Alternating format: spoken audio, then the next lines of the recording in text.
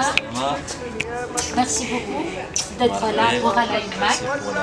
Voilà, donc on a le plaisir et l'honneur d'avoir une interview avec Oussema Mallouli.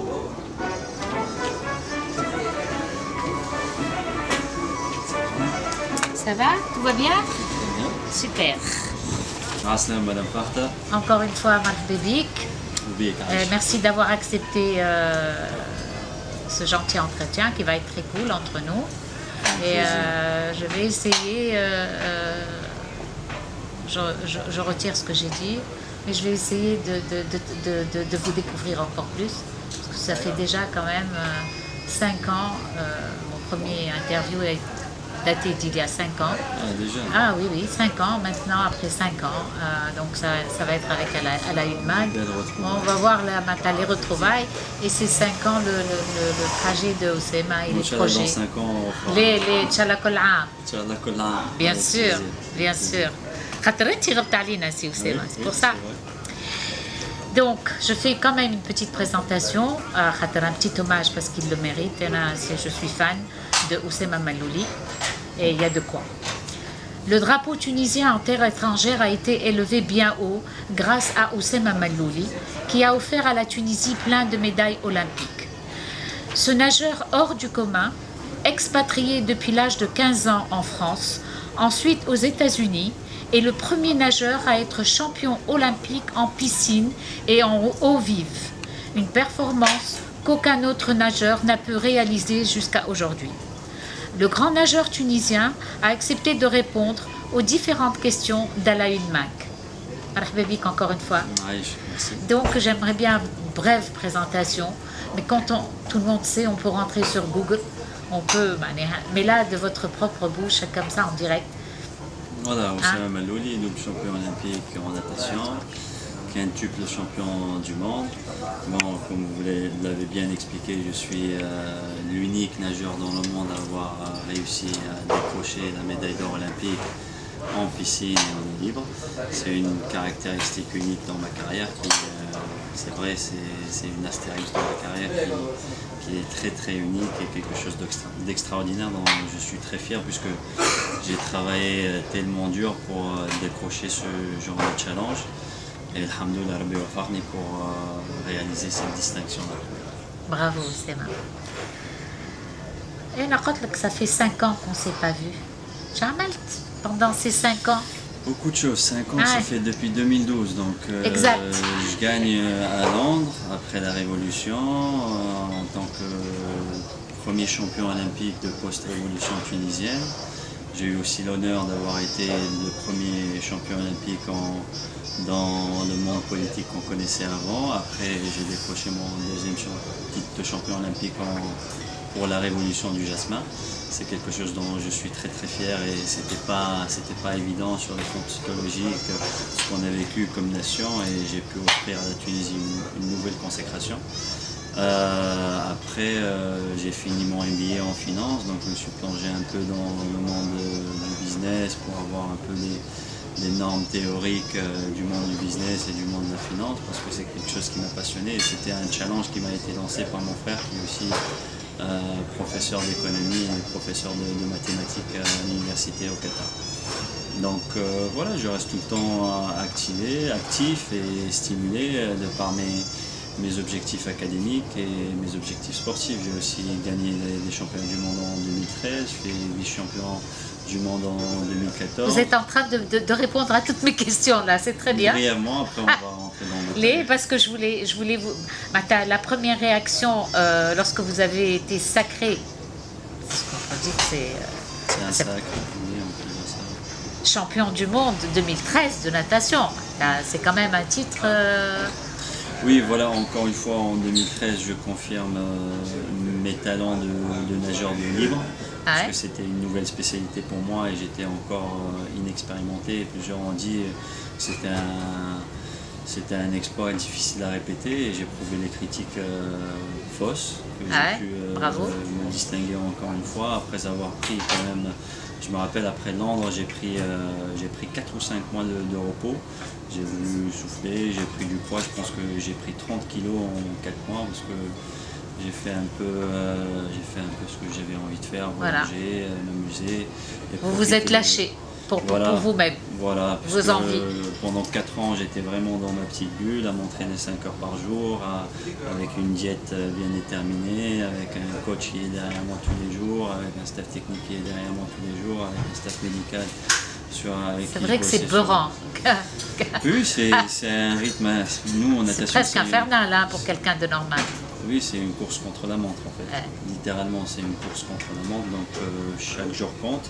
Et surtout que dans le sport d'aujourd'hui, c'est devenu un monde très très professionnel et toutes les structures internationales, elles travaillent corps et âme pour décrocher des médailles. Donc j'étais conscient que la compétition internationale, elle est vraiment très très rude. Et j'ai bossé et alhamdoulilah, j'ai réussi et je suis monté échelon par échelon. C'est pas un hasard que j'ai réussi à me maintenir depuis 2001 jusqu'à aujourd'hui et je compte continuer. Donc voilà en gros ce que j'ai fait après 2012. Alors le quotidien, comment vous votre quotidien, parce que vous êtes quand même un nageur pas comme les autres, on peut le dire. Oui, Hein. alors pour un nageur Comment on haut peut niveau, planifier juste pour que les gens sachent Oui. quand même.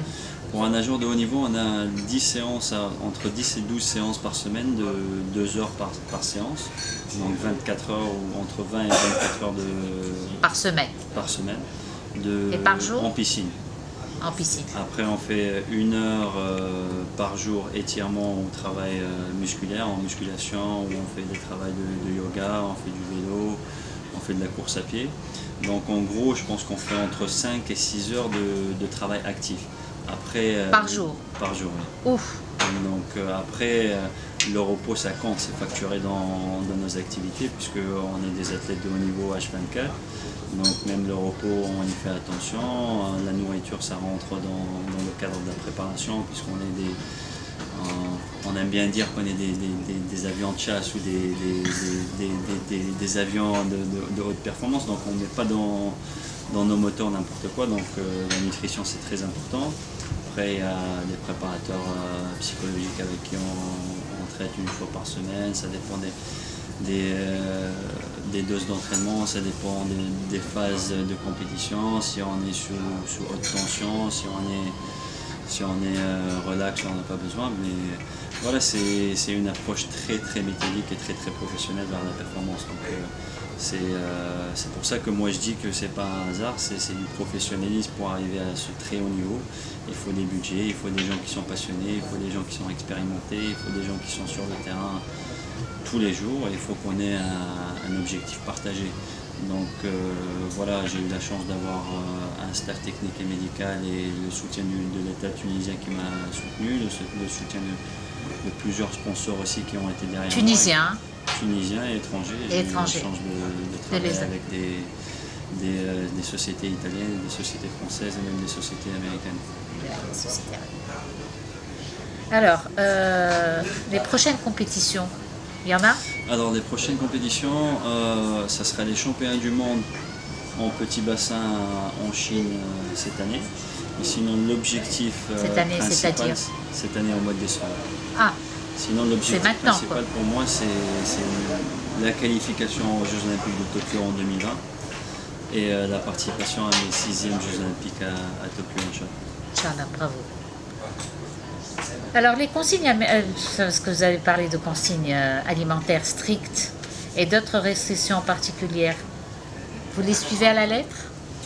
Des fois je me permets de me régaler, des fois j'ai ce qu'on appelle en anglais des cheat days, des cheat days, on prend ce qu'on a envie de prendre, des pizzas, des burgers et autres. Mais sinon, oui, j'ai une planif toute la semaine, un petit déj, dîner, avec des portions de compléments nutritionnels après l'entraînement, avant l'entraînement, des sortes de ravitaillements journaliers qui complémentent les repas qu'on prend 3 fois par jour. Donc je travaille avec un nutritionniste qui m'envoie des plans 6 semaines, après on voit comment je réagis par rapport au programme, par rapport au menu de 6 semaines. Et Ça n'a pas été trop dur? Quelquefois? Si, c'est comme tout, hein. Si on a envie d'avoir de bons résultats, si on a envie d'être performant à l'échelle mondiale, il faut avoir de la rigueur et il faut avoir l'esprit compétitif. Donc, Et aimer ce que vous faites, de toute façon vous adorez ce que vous faites, donc oui, c'est pour ça absolument. que vous êtes discipliné. Moi j'adore ce que je fais, la natation c'est ce que j'ai fait depuis l'âge de 5 ans, donc j'adore la performance, j'adore gagner. Donc j'essaie de mettre tout de mon côté pour réussir. Et vous adorez les challenges. Absolument, oui. Absolument. Alors quel message porteriez-vous pour les jeunes qui sont hésitants à se lancer dans une carrière de natation professionnelle? Moi, mon conseil aux jeunes, c'est toujours de mettre à l'avant leur carrière académique. Je pense que les études, ça reste toujours dans ma tête un ascenseur social extraordinaire pour garantir une rémunération honorable, pour garantir des postes honorables, pour garantir un futur pour soi et pour sa famille. Après, le sport de haut niveau, c'est devenu quelque chose de palpable. Le rêve, il n'est pas un rêve, c'est quelque chose qu'on peut vraiment rêver et voir des exemples dans plusieurs sports individuels comme dans les sports collectifs. Nous, on a plus de tradition que les sportifs de sport collectif qui fassent une carrière et qui ramènent un grand patrimoine pour eux et pour leur famille. C'est bien, si on a le talent, si on a la patience, si la famille est derrière pour encourager, c'est bien. Mais moi, j'encourage les études d'abord. Après, si on arrive à faire les deux, puisque j'ai eu la chance de partir aux États-Unis dans un système sport et études universitaires, c'est ça qui a été un vrai tremplin à la performance de haut niveau. Malheureusement, en Tunisie, ça manque. Ça manque encore, mais je pense que la politique tunisienne est dirigée vers ce système sport-études au niveau du lycée avec l'existence du sport, du lycée sportif d'El Manza. Et j'espère qu'il y aura d'autres lycées de ce genre sous Hammamet et dans d'autres villes dans la Tunisie. Je pense que c'est très important d'avoir un autre modèle de lycée sportif performant avec les installations à côté, pour permettre aux jeunes qui ont ce rêve-là de devenir champion olympique et autres, de poursuivre une carrière à l'étranger, pour qu'ils puissent faire ça. Ambition, je sais que vous en avez, Oussema, mais des ambitions particulières concernant le futur de votre carrière. Oui, toujours, j'ai des objectifs en tête, des grandes lignes en tête, mais ce qui est sûr, et je ne l'ai pas caché d'ailleurs, j'ai annoncé mes ambitions publiquement cette année, c'est d'aller chercher une nouvelle qualification aux Jeux Olympiques de Tokyo. Je pense que le Japon va organiser des Jeux Olympiques exceptionnels. J'ai eu la chance d'aller à Sydney, d'aller à Athènes, d'aller à Pékin et d'être présent à Londres et Rio. Mais je pense que vraiment Tokyo, ils vont faire de très beaux jeux et j'aimerais bien représenter les couleurs de la Tunisie à Tokyo en 2020. Super. Souhaitez-vous devenir entraîneur et participer à la formation des futurs grands nageurs tunisiens ces jours? Je pense que pour le soutien et pour l'encouragement des athlètes, je pense que j'ai pas mal d'idées en tête vu que c'est mon domaine d'expertise entre guillemets. Est-ce que je serai si proche des athlètes de les coacher tous les jours? Je pense pas, mais je pense que tôt ou tard je serai impliqué dans le mouvement olympique tunisien, dans le mouvement sportif tunisien, avec des efforts surtout de ramener des événements internationaux en Tunisie, puisque je le rappelle, moi je suis sorti en 2001 quand on a reçu les Jeux méditerranéens de 2001. Et c'était ça le catalyseur de ma carrière en fait, c'était ça le catalyseur du sport national. On récolte des médailles, c'est la génération des Jeux de 2001. Donc si on arrive en tant que pays tunisien avec tous les maillons forts qui existent dans tous les secteurs pour essayer de ramener des événements internationaux, je pense que c'est ça qui va ouvrir de grandes portes d'ambition pour nos jeunes, pour qu'ils puissent briller en Tunisie et pourquoi pas continuer une carrière internationale. Est-ce qu'il y a un nom d'un jeune que vous avez en tête tunisien où vous voyez qu'il fera carrière semblable peut-être un jour à Oussema Malouli? Je pense que vous devez avoir des jeunes fans, sûrement. J'ai pas de nom, mais j'ai des spécialités et des sports en Tunisie que je pense qu'on pourrait vraiment être compétitif à l'échelle internationale. On peut vraiment ambitionner d'avoir des médailles à Paris 2024 par exemple. C'est des sports qui ne sont pas très haut moyens La natation, ça demande énormément de budget. Pour construire une piscine, par exemple, une piscine olympique avec les normes olympiques, ça coûte entre 4 millions de dinars et 7 millions de dinars. C'est des investissements colossaux. Mais dans les sports de combat, par exemple, on peut construire des salles de combat à 50 000 dinars, à 100 000 dinars, un peu partout dans les cités. Donc je pense qu'il faut vraiment en Tunisie cibler ces sports de combat, le judo, la boxe, le taekwondo. Après les sports rois ou les sports reines de l'Olympique, il faut aussi les cibler avec une stratégie bien en place pour les développer ici et pour ceux qui choisissent de continuer à l'étranger avec des budgets bien spécifiques et un suivi et un encadrement spécifique.